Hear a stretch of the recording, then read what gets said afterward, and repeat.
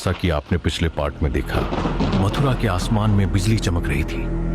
देवकी के 6 पुत्रों का अंत करने के बाद भी पापी कंस के मन का भय समाप्त नहीं हुआ था।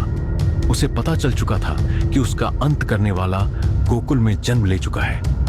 क्रोध और आतंक में डूबे कंस ने अपनी सबसे क्रूर मायावी राक्षसी पूतना को बुलाया और आदेश दिया, पूतना, जाओ और गोकुल के उस हर बालक को मिटा दो जो मेरे विनाश का स्वप्न देख रहा है।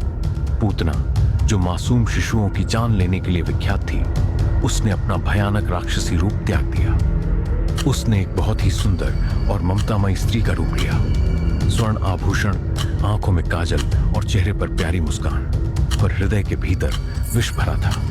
वह गोकुल पहुंची। उसकी सुंदरता देख लोग उसे साक्षात लक्ष्मी मान बैठे। किसी ने उसे नहीं रोका। उसने बहाना बनाकर नंद बाबा के भवन में प्रवेश किया। मां यशोदा अपने गृह कार्य में व्यस्त थी और तभी पूतना ने चुपके से बालक कृष्ण को अपनी गोद में उठा लिया और कृष्ण को लेके गोकुल से बाहर निकल आई। जैसे ही उसे एकांत मिला, उस राक्षसी ने अपना विषैला दूध कृष्णा के मुख में लगा दिया।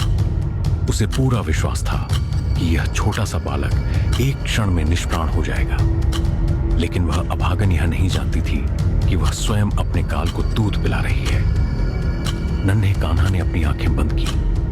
उन्होंने सिर्फ विष ही नहीं, बल्कि दूध के साथ साथ पूतना के प्राण भी खींचना आरंभ कर दिए। अचानक पूतना का दम घुटने लगा।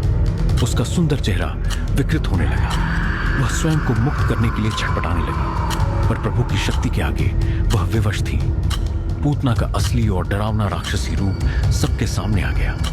वह चीखती हुई गोकुल के बाहर भूमि पर गिर गई और उसके प्राण निकल गए।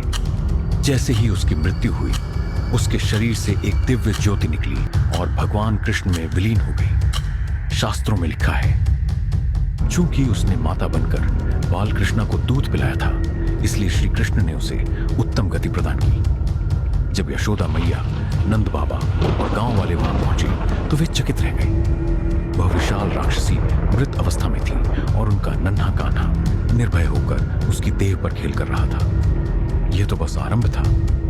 कंस के विनाश का शंखनाद हो चुका था, लेकिन कंस अब एक ऐसी आसमानी शक्ति भेजने वाला था जिससे पूरा गोकुल संकट में आ सकता था। आखिर कौन था वो असुर? कमेंट में जरूर बताइए और इस रहस्यमयी कहानी को लाइक, कमेंट और शेयर करना ना भूलें।